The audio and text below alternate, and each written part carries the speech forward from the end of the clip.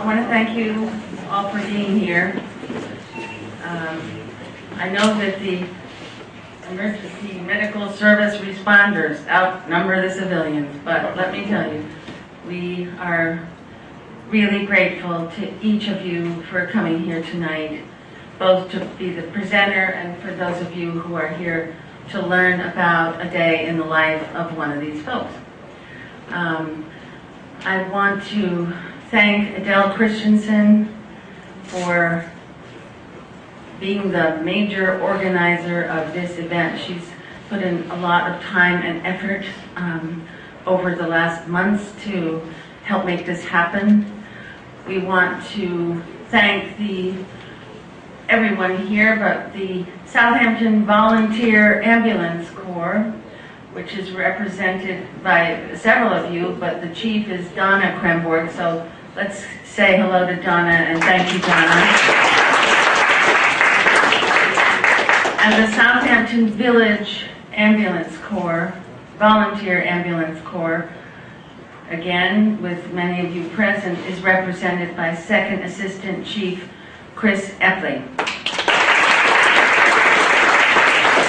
And we know that Chris is doing double duty as a new father. This is not easy. No, that's a problem. I mean, I'm sorry, yeah, right.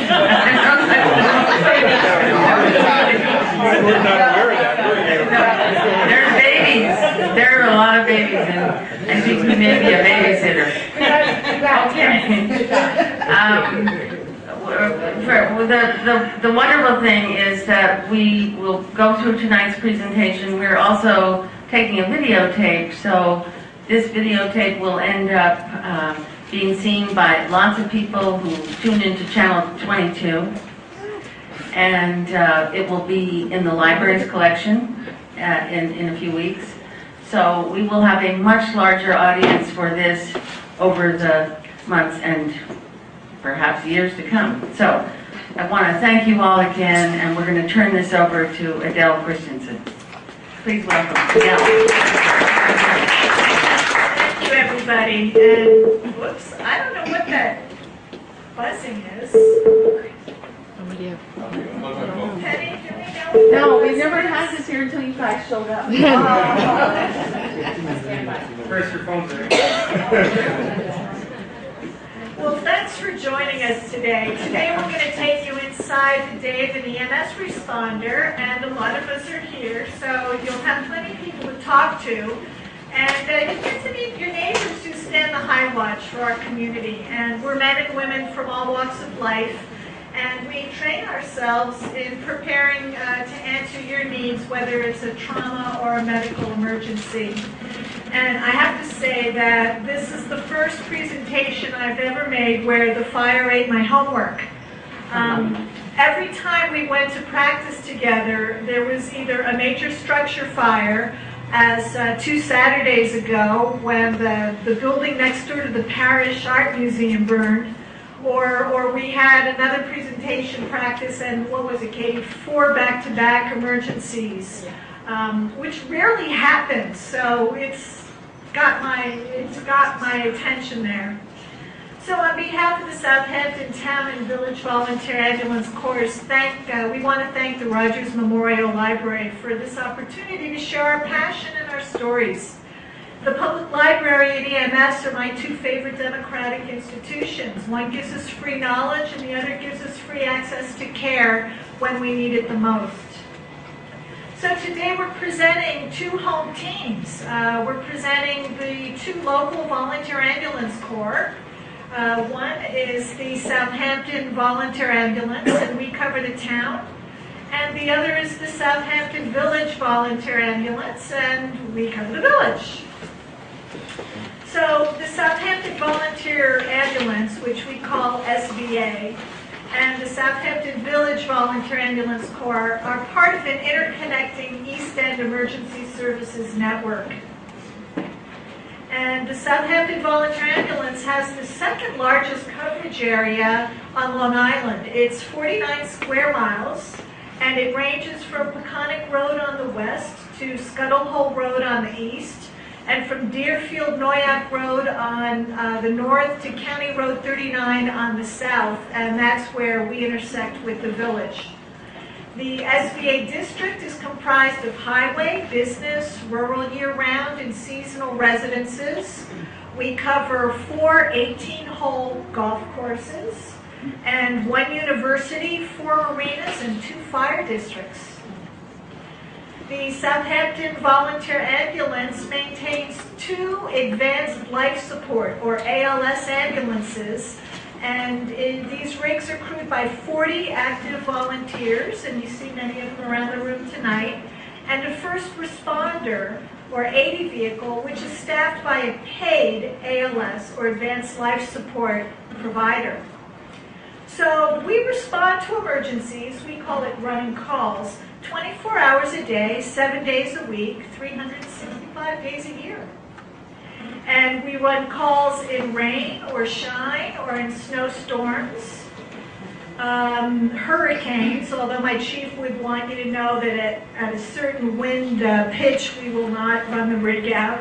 What's the velocity we stay home at? They're around 55 to 60 miles an hour. Okay, so that's when we have to stop. We also run calls in rush hour and in the wee hours. So we have 3 chiefs, and they're all here with us today. Our chief for 30 is Donna Krainborg. And our first assistant chief, 31, is Kenny Lockhart. And 32, our second assistant chief is Zanetta Labuda. So 30, 31, and 32 are standard numerical designations that apply to agency chiefs throughout Suffolk County.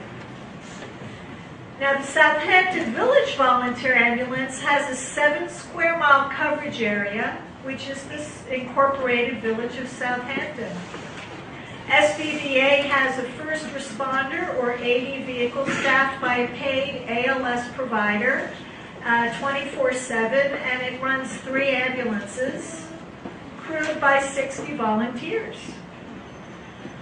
The village has 3 chiefs. They are 30, Chief Rick Fowler, 31, First Assistant Chief Dan Berry, and 32, Second Assistant Chief Chris Epley.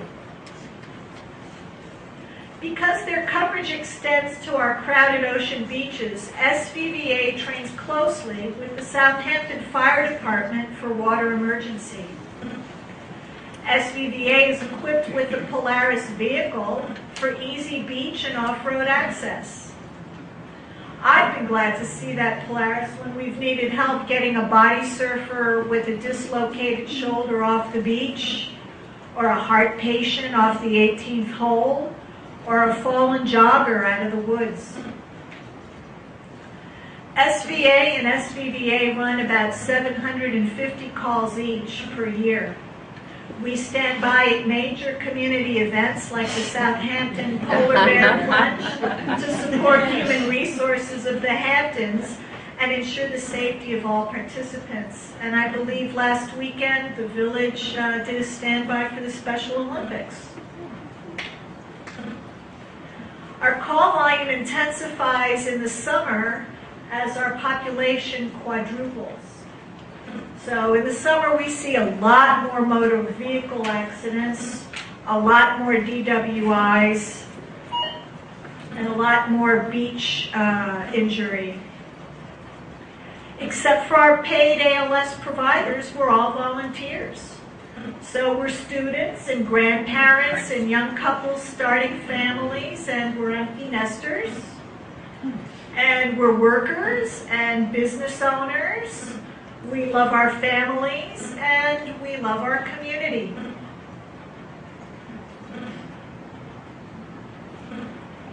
So when you dial 911, our pagers sound. So this is my pager. Everybody here has one. And that connects me to your need and my readiness to your need. So when we hear our pagers, we drop what we're doing and we respond to your emergency. So we might be leaving the dinner table. Come on in. We might be leaving the garden, or we might be getting out of bed, and we might be giving our, whoop, there we go, and Ian is off. We give up our place in the grocery line, we give up our time in the library, we hand kids to spouses, and we reshuffle our day in a million ways to make you our priority. So to roll a rig out the door, which means to move an ambulance, we need at least 2 crew members, ideally 3 or more, and that would be a driver, an EMT, and a helper. So our driver safely transports our crew from headquarters to the scene and the patient to the hospital or to a medevac staging area. So medevac is the helicopter, and if you have a severe trauma injury and you require critical care right away, we don't want to waste time driving you to a hospital. We'll take you straight to Stony Brook. Our driver has to have emergency driver training and know our district roads. Our drivers must demonstrate judgment and caution that ensures the safety of all our crew and our patient. So drivers learn when and how to use lights and sirens, and how to park safely to position the vehicle to shield the crew from traffic and other hazards. How to navigate crowded roadways and busy intersections, summer crowds, and bad weather. Drivers relay our status to dispatch and work with police to clear roadways and to expedite patient delivery. Sometimes that might even involve changing the timing of stoplights so that we get a green light all the way to the hospital. Drivers cope with traffic that might be unaware of us or unresponsive to our right-of-way. So even in a hurry, drivers also minimize jostling of the patient and the crew attending the patient.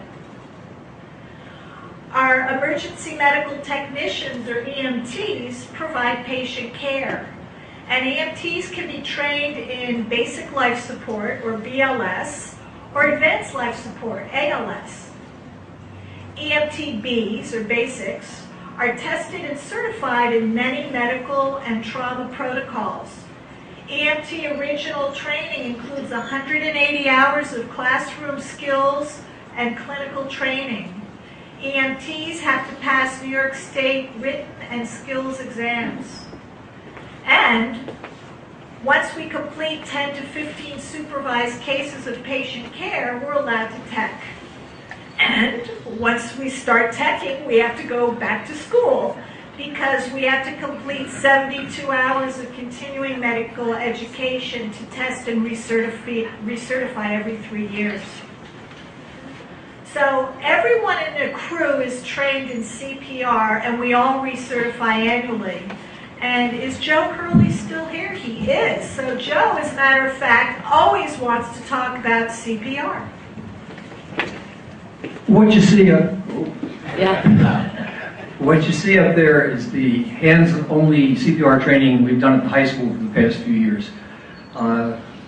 Last year, the year before, we trained about 800 to 900 people in the community in CPR. We trained people at the high school, Our Lady of the Hamptons, Southampton Intermediate.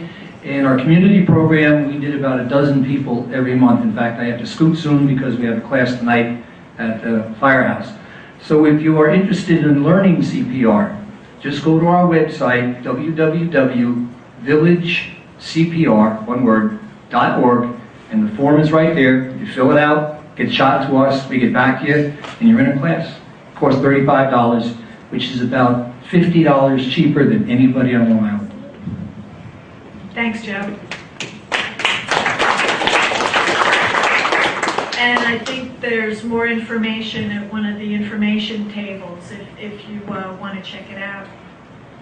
So apart from drivers, EMTBs, and helpers, we also have EMTCCs, or that stands for Critical Care Providers, or EMTAs, which stands for Advanced Life Support.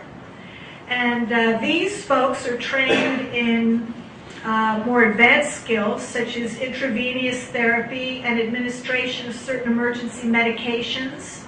They're trained in advanced airway support and the EKG 12 lead cardiac monitoring. Their skills are required in more critical or life-threatening circumstances, and EMTCCs complete 490 hours of training. And then further up on the food chain, we've got the paramedics. And the paramedics complete 1,200 hours of training, or the equivalent of an associate's degree. And the primary difference between a paramedic and an EMTCC is that paramedics spend considerably more time in the classroom studying anatomy and physiology and emergency pharmacology. So everyone on an ambulance crew starts out as a helper, and we use a lot of equipment. En route, we radio ahead to our paramedic to find out just what equipment our patient requires. So helpers have to know where everything is on a rig and be able to fetch and stage equipment quickly for the techs. Helpers manage the stretcher, they have trauma and jump kits, they have equipment, they secure patients, and help gather and record patient information. So whatever our roles, everyone on a crew works as a team. So now that you know what each crew member does, I'd like to introduce you to our team here today. And we'll start with whoever has a microphone. So, go out. Wait. Could people go over there so we can get them in the picture, love?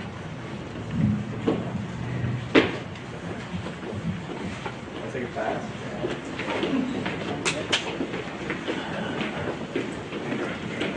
Things I'm not informed of. I'm privy to this information. Just had my Christmas.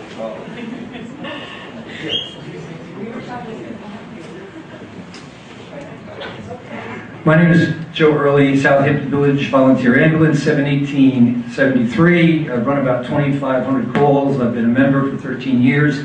Former assistant chief, former EMT. Right now I'm membership committee, training officer, CPR instructor, CVO instructor, and stuff like that. And the reason I joined is when I retired as a teacher, my wife informed me that I was not going to lay around in the bed for the rest of my life. I had better find something to do. So I did. My name is Chris Epley. I'm the second assistant chief of the Southampton Village Ambulance. Been a member for just under 5 years now. Like Joe, I'm an EMT, a CPR instructor, a CVO instructor, and everything like that. My identifier is 71832. I joined when I was in college because that's what all my friends were doing, and you know, I've gained a lot of life experience out of this.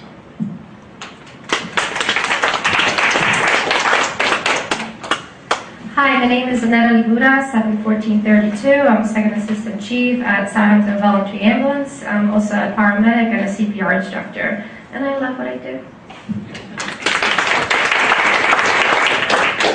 Hi, my name is Donna Krempler. I'm the chief of the Southampton Volunteer Ambulance, 71430. I've been in Southampton Town Ambulance for approximately 10 years as an EMT, and I'm also a member of the Southampton Village Ambulance for the past 5 years as an EMT. I'm a full-time worker. I have 5 children, and I joined because my husband was a volunteer with the fire department. Didn't think it was fair. He was always running out the door.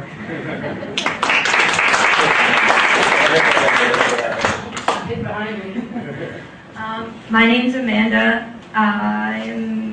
My identifier is 718123. I'm a helper with the Village Ambulance, and I've been a member for a little under a year. I joined because my boyfriend is the chief over there.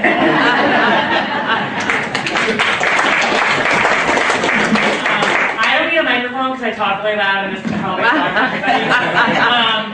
My name is Katie Frankenbach. I'm with the Southampton Volunteer Ambulance. My identifier is 714221. I'm a helper. I've been a member for almost 2 years. I joined because my entire family volunteers in some capacity in this town, and I really like it.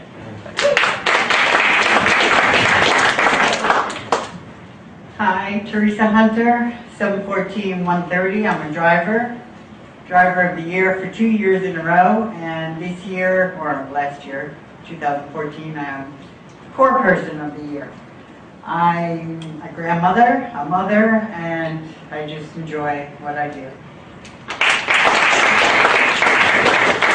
I don't really need this either. My name is Ken Lockert. I'm the First Assistant Chief of the South Hampton Volunteer Ambulance.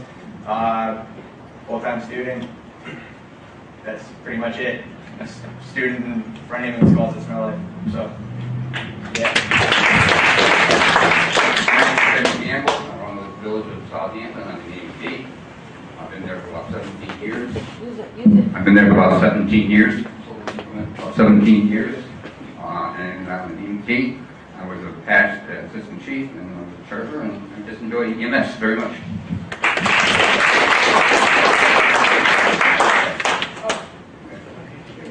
I'm Shane Sharkey. I'm with the village and town ambulance. My identifiers are 71875 and 714265. I am a driver with the village and I'm a helper with the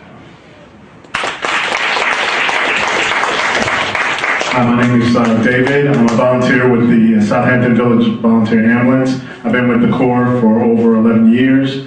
I'm a driver helper. My call number is 71870, and the reason why I joined, I just love to help people.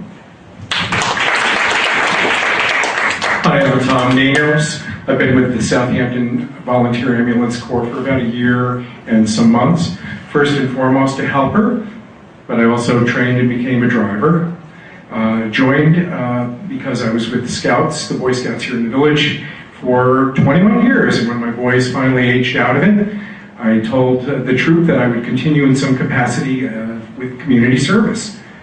I was also motivated by my middle son, who is an EMT, upstate New York, and I'm so glad I joined the Corps. It's one of the most exciting and rewarding things that I've ever done. Thank you. Hi, my name is Alfred Callahan. I'm an MTCC with Southampton Village Ambulance. I'm also a captain with Southampton Fire Department. I run with the help of a lot of people you see up here, especially Joe Hurley. I run the village CPR and first aid program, which has really taken off. Been doing this now for about 9 years between here and Virginia, and I do this because I enjoy working with the fine people you see up here. Nothing more than that. My name is Nick Pobat. I'm a wilderness EMT with the Southampton Village Ambulance. I'm also a member of the Southampton Fire Department. But being a wilderness EMT pretty much means that I just took an extra, like a week-long class, 40 hours I think, and trains you to be able to handle yourself in the wilderness, and that's defined as 2 hours outside of definitive care. I joined about 2 years ago, and I joined because I like helping people.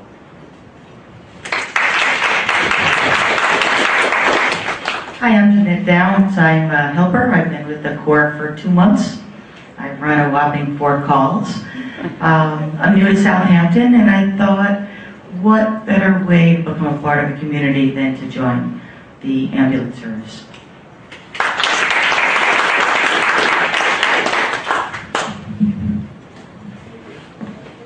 Is that everybody? No.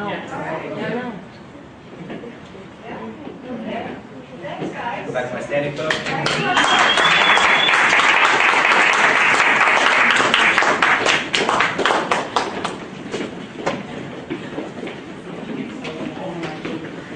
And my name's Adele Christensen. I am an EMT with the Southampton Volunteer Ambulance, the town. And I joined about 3 years ago. I love what I do. And I have seen that miracles happen in ambulances. And it's amazing to be a part of that. So that's our team. And everybody on the East End Ambulance Corps, we all work closely together. And when we have multiple patients or back-to-back calls, we rely on our sister agencies for help. So Ambulance Corps also work very closely with police and fire departments and Suffolk County Medevac. Now Medevac, there's a tone. Medevac is rapid air transport for critical patients. Okay. Every night we get a radio test That's so if you haven't heard your radio and you're wondering is it alive or dead, at 6 p.m. they tone out for every town. So you keep your pager on and around 6 o'clock you get the tone. So you'll hear them all start to go off because we're also on call right now. So the fire department works with us to provide heavy rescue for heavy lifting, and often that includes patient extraction from vehicles in motor vehicle accidents. So this is a case where we had to get the jaws of life to actually, Alfie, what did they cut here? What did they use for that? Jaws of life, and we have a cutter, and you cut the pillars, and once you cut that, you cut the roof right off. So they lift the top right off the car, and we have to stabilize the patient's neck there. We can't allow any potential spinal injury to worsen while we do that. So we have to don special equipment and helmets and gear, and some of us get inside the car if it's safe to hold the patient stable while all this is being done by the fire department. And in turn, the EMS will rehab the firefighters. So this was that structure fire 2 Saturdays ago next to the Parish Art Museum, and why the fire ate our homework. So what happens when an emergency call comes in? Well, first you activate the call. So either you or somebody near you calls 911 and alerts the community that we have an emergency. So your call routes into dispatch, and dispatch identifies your location and will also advise you on immediate action you can take. And then dispatch will activate the police and ambulance closest to you. And that's when our pagers go off. So we receive a tone over the Southampton Town Police Dispatch. Now, our paid ALS provider is always at headquarters, so they go out the door and the first responder straight away. Often a chief may drive a first responder straight to the scene. And then wherever we are, the volunteers hear the tone over our pagers. And we might be out shopping, we might be in the gardening, and we sign on and we hop in our cars and we turn our green lights on. And we respond to headquarters where our crew assembles. So while this is happening, the first person to sign on is going to determine what additional resources we might need. If there's 2 patients in a car crash, it's 1 ambulance per patient. So we have to call in for a second ambulance. Or we might need the fire department or a medevac helicopter to expedite delivery to Stony Brook Trauma Center, because every minute matters.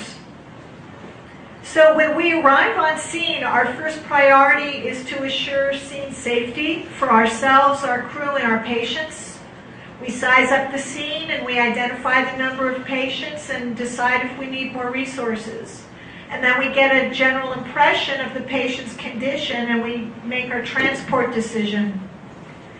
At this point, the EMTs are performing a primary assessment to see what immediate life-threatening injury there is, to stabilize the patient and to prepare for transport. And our helpers are getting everything organized for us and helping us gather patient information like history and medications and allergies. So during transport, we continue to reassess the patient and manage the injuries and the medical condition as needed. And we radio ahead to alert the hospital of their condition and our estimated time of arrival. So then we drop the patient off, we make a deposit in the ER, and we fill out paperwork, and we return to headquarters where we restock the rig, clean up, and have a cup of coffee. So what I'd like to do now is run through a mock call so you can see how we train and work as a team. So at this point, Joe is going to introduce the action. Can you stay for another minute, Joe? Actually, Alp is going to start. Okay, and Chris and Jeanette are going to take it from here.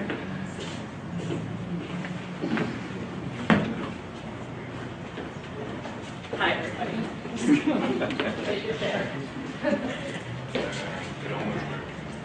So Katie is going to be our patient.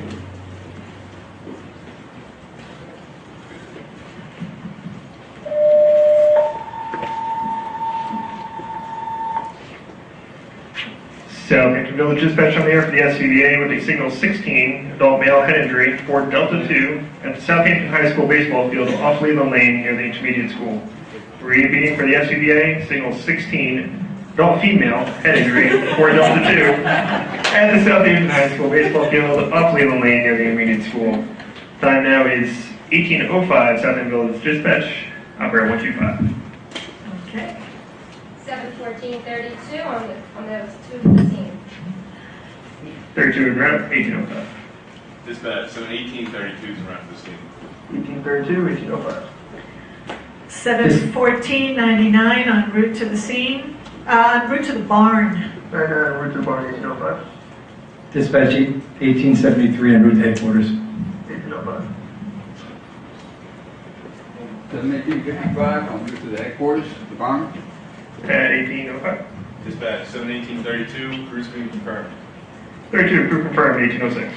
714-213 on the way to the barn.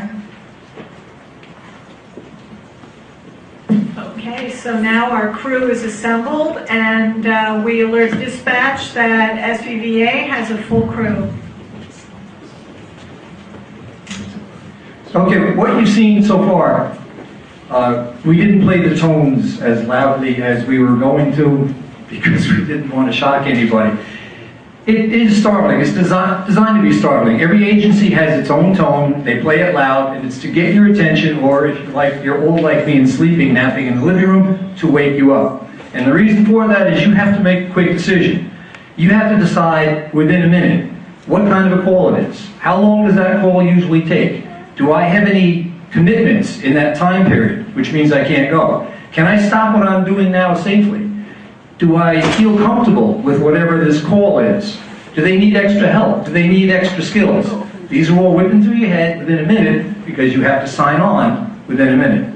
So we've all done that. What you're going to see now is Zanetta, because she is a paramedic and she's also a first responder and a chief, she's going to be first on scene. And like any first responder, she's going to quickly assess the patient and look at the environment around us. She will radio back to the ambulance, letting us know what she needs. And Chris, being an assistant chief with the village, she will direct him what additional resources we might need, like fire department, police department, aviation, whatever.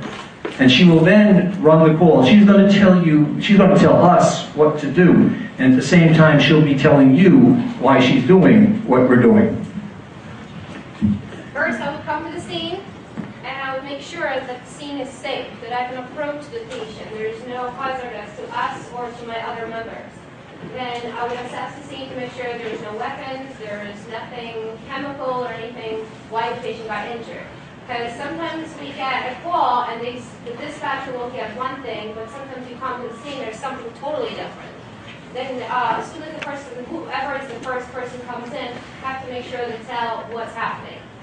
The first I would assess the scene is safe. As far as I see right now, it's only one patient. That's another thing, because if I need another crew or another rig, I would turn out for another rig.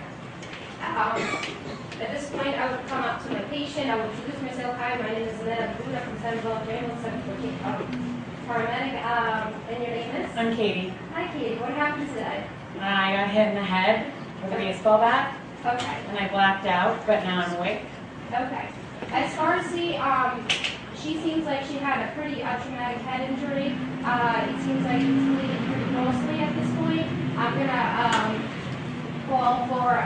gonna tell my crew what I need, and I'm gonna also tell them what I would like to do for the next step. Then I will call on the radio at 71432.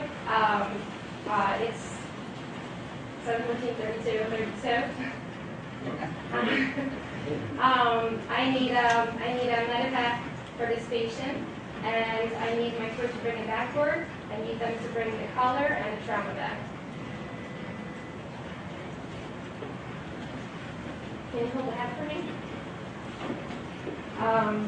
As my crew arrives, as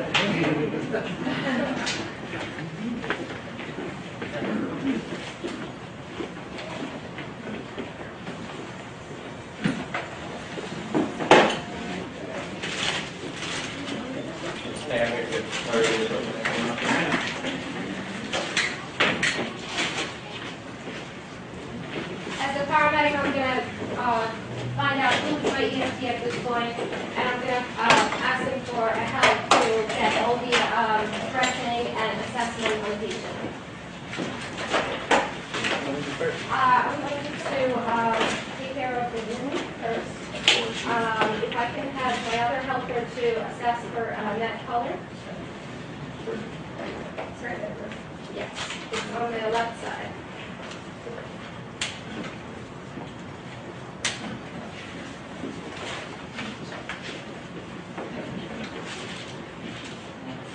Her name is Steve Hunterbeck. He's actually making a check right now to make sure the bleeding is stopped. Bleeding is stopped? Yeah, you're good. Okay, perfect. How are you feeling? Fabulous. Do you know where you are right now? Sitting in a chair. Okay. Do you know what year do we have? 2014. And do you know who's the president of the I can't think of that right now. Okay. Do you know which town do you live in? Southampton. Okay, perfect.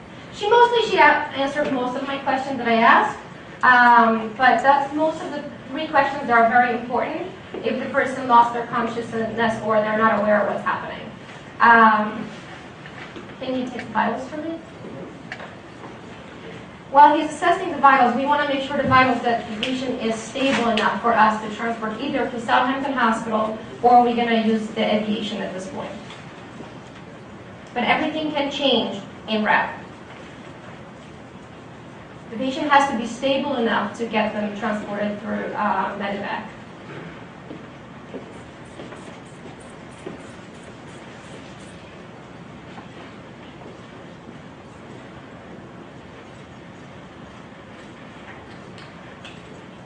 As per my EMT, the blood pressure is 126/92, which is not too bad. It's pretty good. Pulse is 110 strong, and the respiration is 18, which so far we're doing great. We're going to use the backboard and the neck collar just because the patient was hit in the head. We don't know if there's any spinal injury to the patient. The patient was walking prior our arrival, then we can let her stand up, but we're trying to avoid further walking. We're going to put her on the board at this point with 2 people that assists.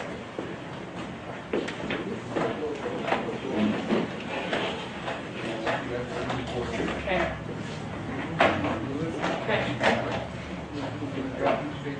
Okay. Don't let me go. I'm feeling a little nauseous. Okay.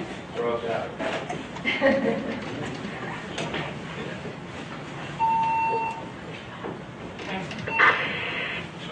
Also, I want to let you know that the patient is allergic to penicillin. There's no medical problems. She ate a full lunch about an hour ago, and she was struck by a bat. I'm not feeling so good. My patient is compromising right now, not too well. We're going to have to probably recheck her vitals very quickly. Especially that she's telling me that she's not feeling good. Yes, please. We're going to have to make sure we have our section nearby in case the patient starts to have vomiting.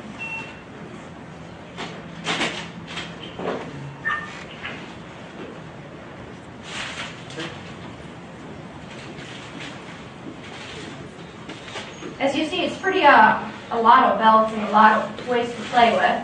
But that helps our patient to get secure, make sure we don't lose that patient.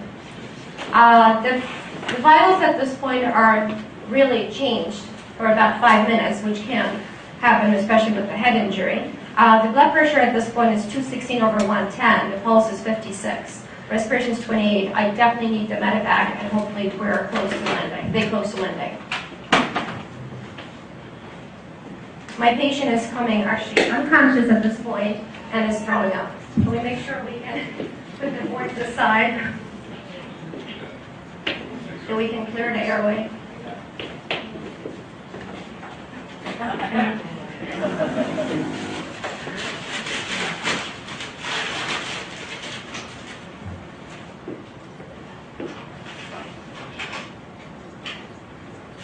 The reason we would tilt it backward to make sure that the vomit doesn't get into their lungs.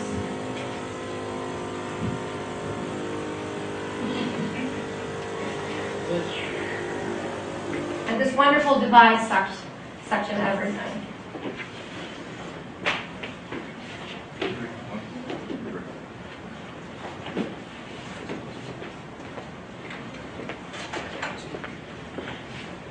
While the patient is secured to the stretcher, we can head to our ambulance. And we're going to take our ambulance to a landing zone where our medevac will be. The most important from this call is to recognize the potential of the head injury and possible head fracture. We're going to be transporting her via medevac because we want to get the patient to a trauma center at Stony Brook. And to eliminate the time, it's the best way to transport the patient. As a paramedic, we would, make sure that we start a line, an IV, and all the other medication or whatever I need on board. But that's how we'd be looking, handle the call.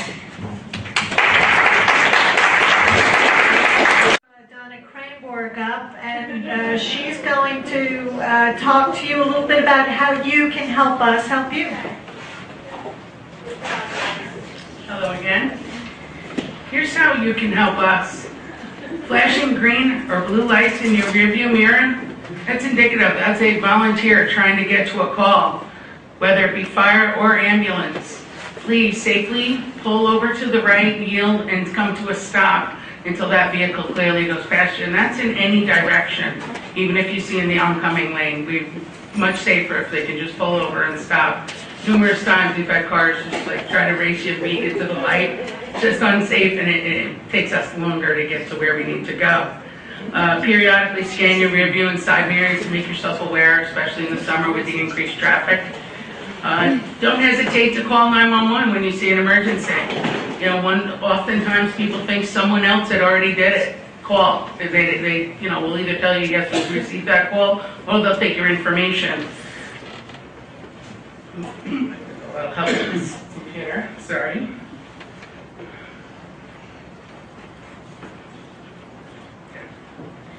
When you do see us with a patient or managing, whether it be on the roadside or at home, beach, any location, please respect our scene. When it is overcrowded with unessential personnel, we can't officially do our jobs. Please respect the patient's right to privacy.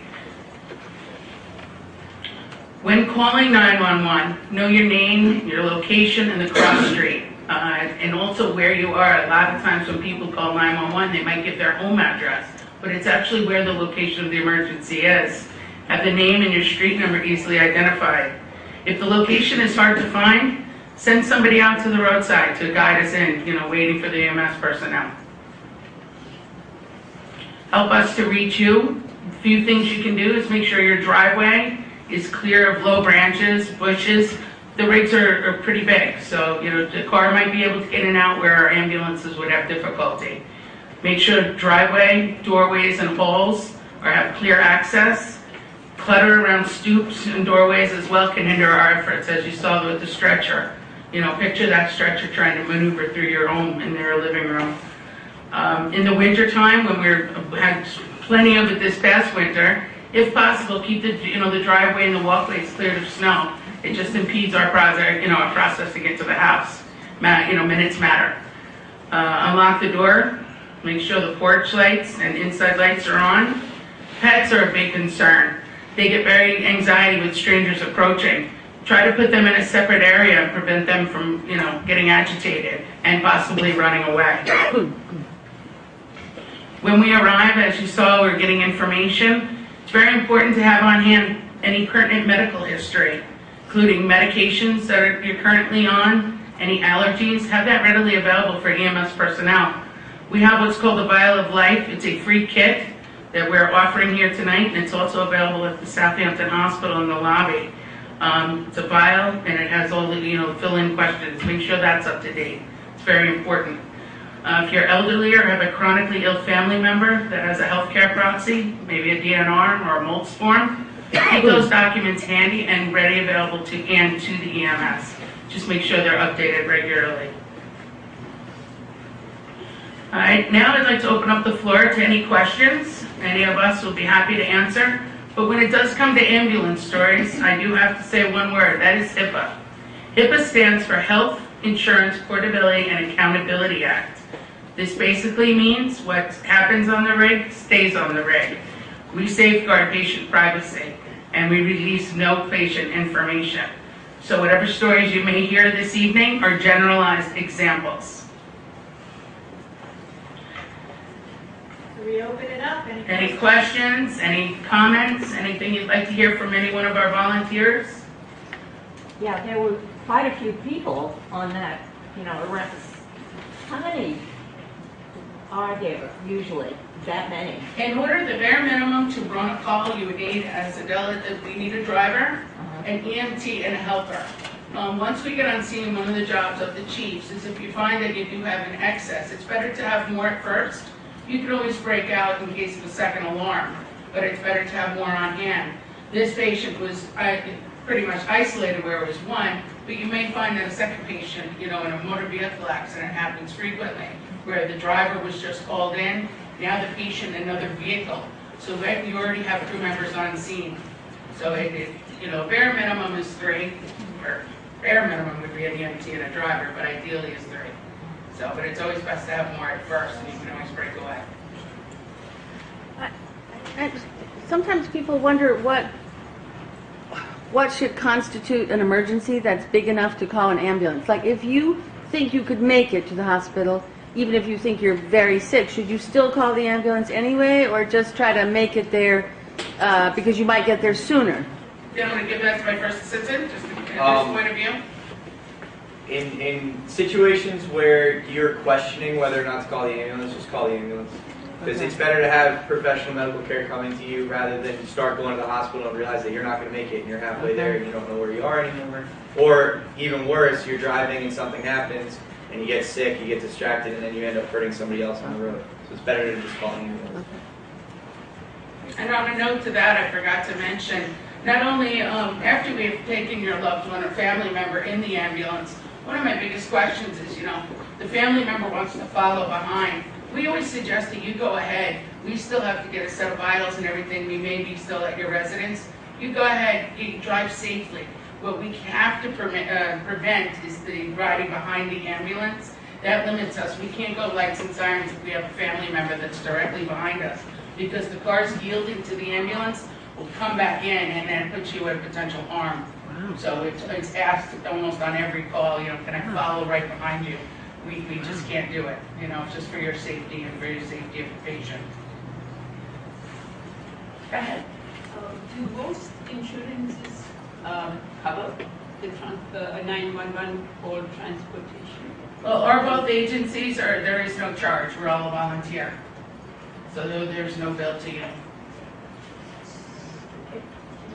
But when you get the letter at the end of the year, you might want to give a little donation. Yeah, we ask for donations. Our members do fund driving, and we do just to provide equipment, training, and any other necessities for all of our members. So we do look for donations. Just the operation costs alone of medical care and our needs and your needs.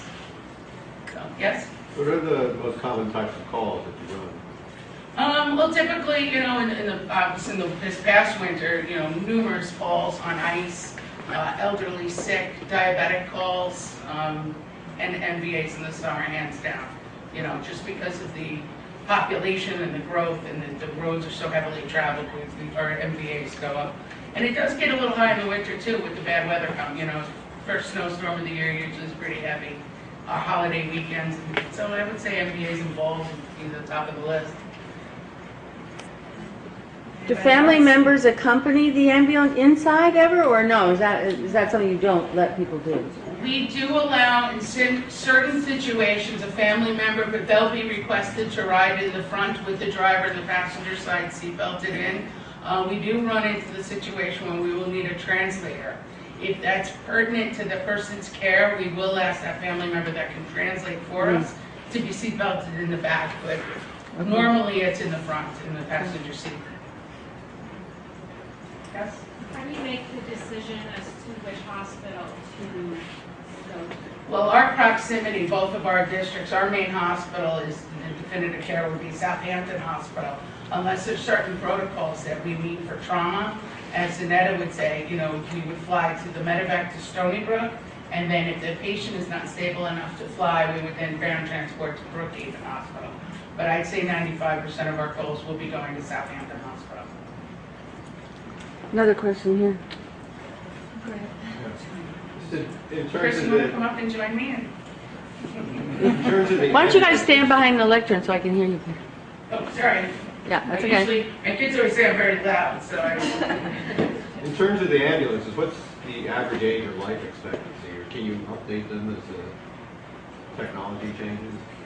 As far as vehicles go, it depends. We can always update the vehicles. We can, I mean, a lot of the equipment is portable, move it on and off. Majority of the replacement ambulances happen because of just age and mileage. I think usually it lasts about 15 years to the vehicles. All right, we got a question here. Well, do some of the vehicles, in addition to the lights and the sirens, do they also give off like waves or something? Because one came up next to my car once, and I felt my car like shaking, but I don't know.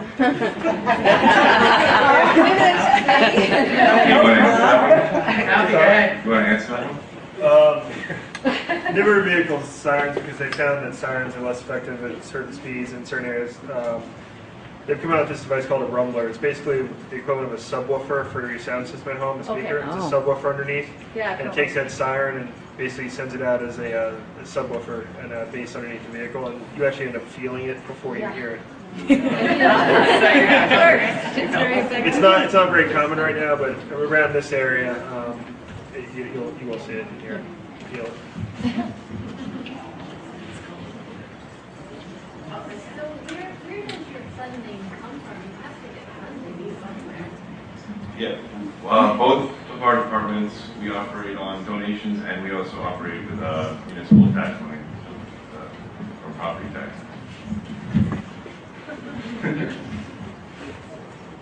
Your budget? Yes. It's part of the budget for Southampton Yes. Town and Southampton Village.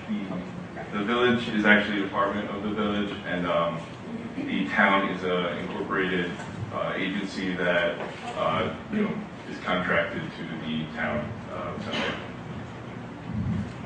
I have a question. What are the age limits? Lower, the youngest, oldest? For joining us, If somebody wanted to volunteer for your... we don't have an age limit as far as aging out, but the Southampton Village Ambulance, we take members who can start becoming helpers at 17 years old. I think the town is 17 also. We allow people to start driving after they're 18 and they've completed numerous training tasks. And the only real requirement is that you have to be able to carry 125 pounds, 250 pounds with another person. So that's kind of how people start retiring. Do you go to the schools, or is there any coordination with the high school, like senior class, to try to see if they've got potential volunteers? Or? Yeah, we actually have a lot of high school members in our department. So once you're a senior in high school and you're 17 years old, we get a lot of applications coming in from, I think the town also does the same thing. And we try and push our high school members to advertise for other members, to their other classmates.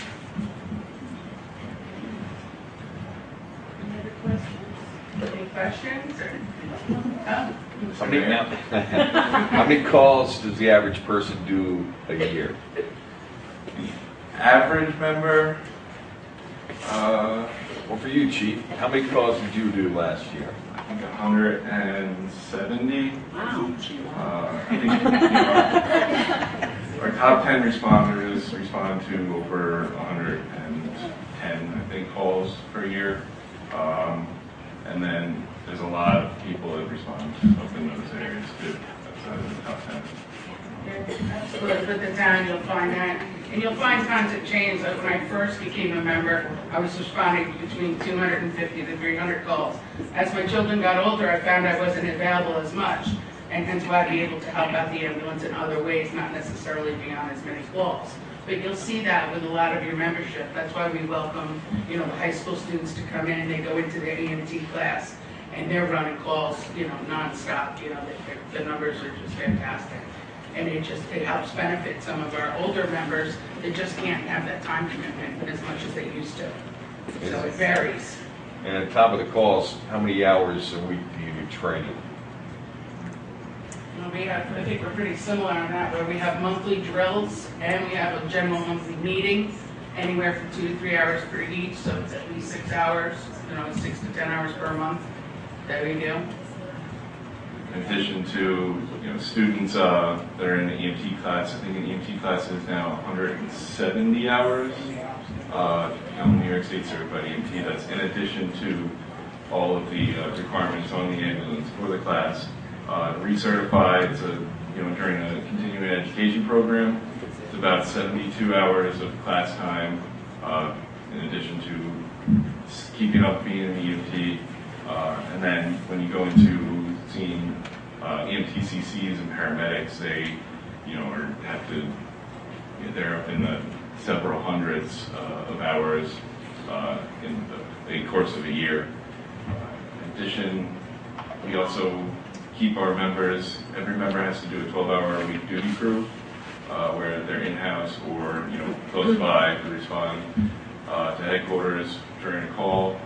And as far as training goes, our big trainings are once a month, and also when you first become a member, our training program is intensive. It's like 20 hours total, 25 hours.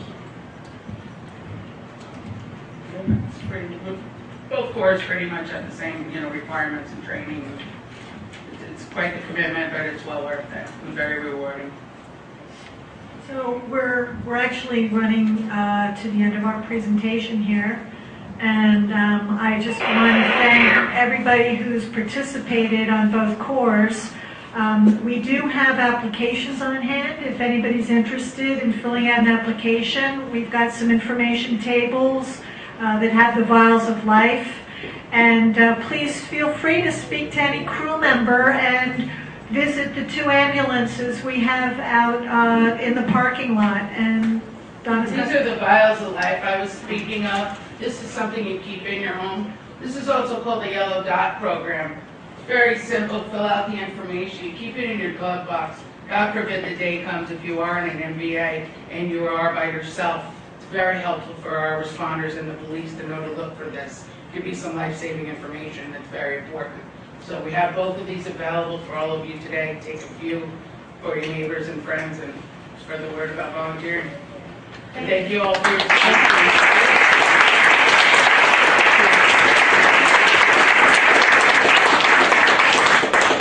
Are there ways, just one last question, for people who maybe don't want to be a driver, too old, can't be an EMT, but just people to help you in other ways?